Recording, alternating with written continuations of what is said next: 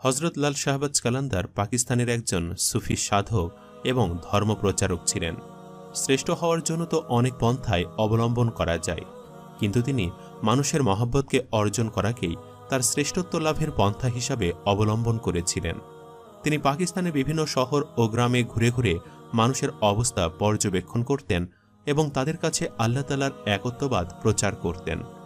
সকল মানুষ তাকে খুব মানত, তাকে সম্মান করত এবং তার কথা অক্ষরে অক্ষরে পালন করত। সকলের কাছে একজন ভালোবাসার মানুষ ছিলেন তিনি।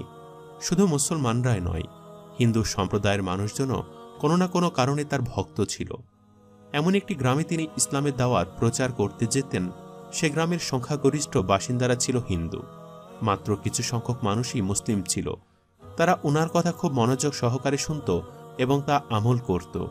সেই গ্রামে হিন্দু মুসলিমরা মিলেমিশে থাকত। তাদের মাঝে কোনো ধরনের কোনো সাম্প্রদায়িক দাঙ্গা ছিল না। কিন্তু সবচেয়ে অবাক করা ঘটনা ঘটে তখনই যখন একটি হিন্দু মহিলা হজরত লাল শাহবাজ কালান্দারের প্রেমে পড়ে যায়, তার মহব্বতে দিওয়ানা হয়ে যায় এবং তাকে এক নজর দেখার জন্য ব্যাকুল হয়ে ওঠে। ওই গ্রামের যেখানে বসে শায়ক বয়ান দিতেন তার পাশেই ছিল ওই মহিলার বাড়ি।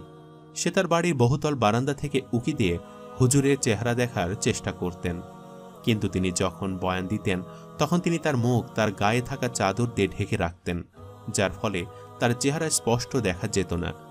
ওই মহিলা কিভাবে এক নজর তার মহব্বতের মানুষটিকে দেখবেন সেই চিন্তায় আকুল হয়ে উঠেছিলেন। যদিও ওই মহিলার মনে কোনো বাজে উদ্দেশ্য ছিল না, তিনি শুধু একবার হুজুরের নুরানি চেহারা দেখার আকাঙ্ক্ষায় পাগল হয়েছিলেন। অনেকবার তিনি শায়েকের পিছু নিয়েছেন, তাকে দেখার চেষ্টা করেছেন, কিন্তু তিনি ব্যর্থ হয়েছেন।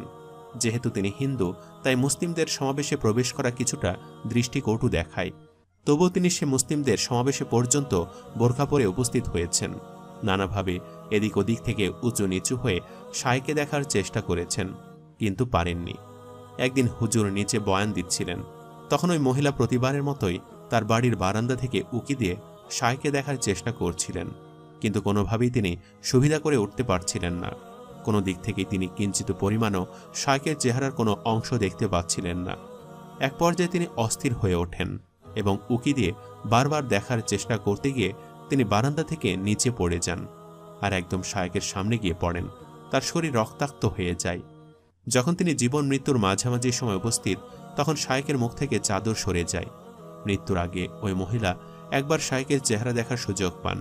ওই মহিলার পরিবারের লোকেরা দৌড়ে আসে। তার পরিবারের সকলেই জানত সে কেন বারান্দা দিয়ে সবসময় উকি দিত।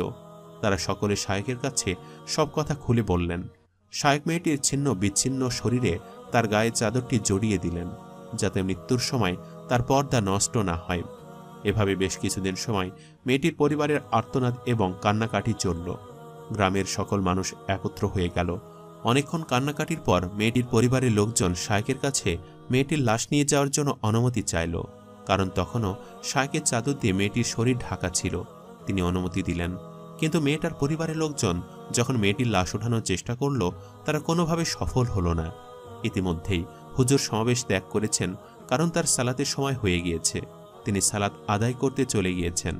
যখন মেয়েটির পরিবারের ২-৩ জন লোক তার লাশ উঠাতে পারল না, তখন তারা তাদের পরিবারের সকল সদস্যদেরকে ডেকে আনল।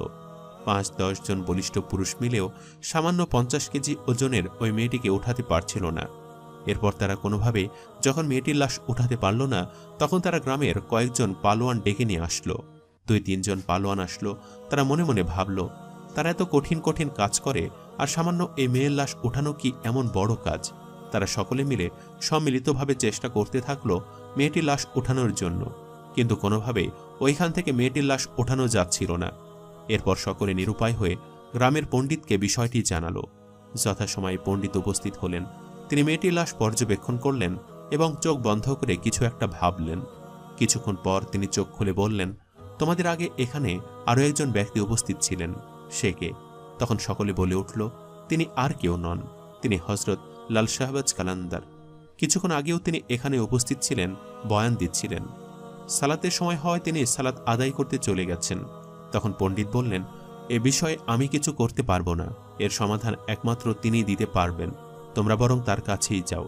তখন গ্রামের কয়েকজন মানুষ গ্রামের মসজিদে গিয়ে হুজুরকে ডেকে নিয়ে আসলো এবং তারা সকলে সমাধান চাইল। তখন হুজুর বললেন, তোমরা যতই চেষ্টা করো না কেন এই মেয়েটির লাশ মাটি থেকে উঠাতে পারবে না, কারণ তাকে পাকড়াও করে রেখেছে স্বয়ং ফেরেশতাগণ।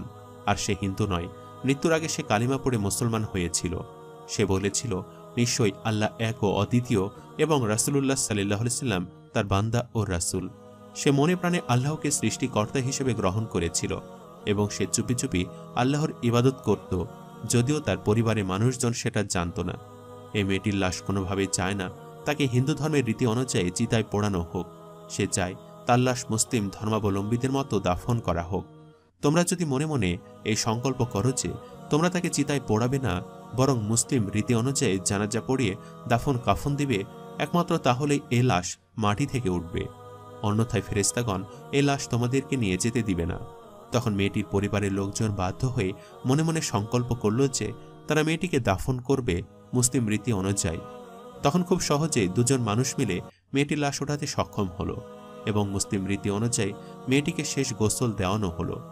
অদ্ভুতভাবে মেয়েটির লাশ থেকে আধ্যাত্মিক একটি সুগন্ধ ভেসে আসছিল। এ যেন প্রশান্তিময় একটি সুগন্ধ।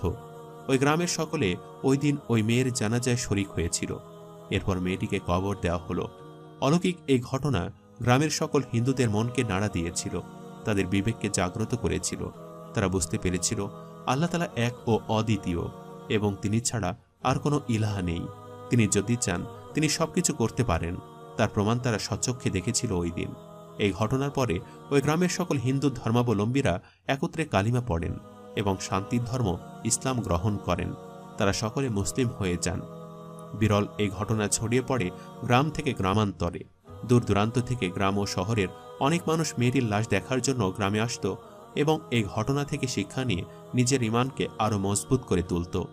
এভাবে আল্লাহ তাআলা হিন্দু হয়ে জন্ম নেওয়া সত্ত্বেও একজন মানুষকে ঈমানের আলোয় আলোকিত করে শান্তির মৃত্যু দিয়েছিলেন। আল্লাহ তাআলার অলি আউলিয়াদের প্রেমে যারা বুঁদ হয়ে থাকেন, যারা হুজুর মাওলানাদের মহব্বতে দিওয়ানা হন, আল্লাহ তাআলা তাদের মনে জায়গা করে নেন এবং তাদেরকে সঠিক পথ প্রদর্শন করেন।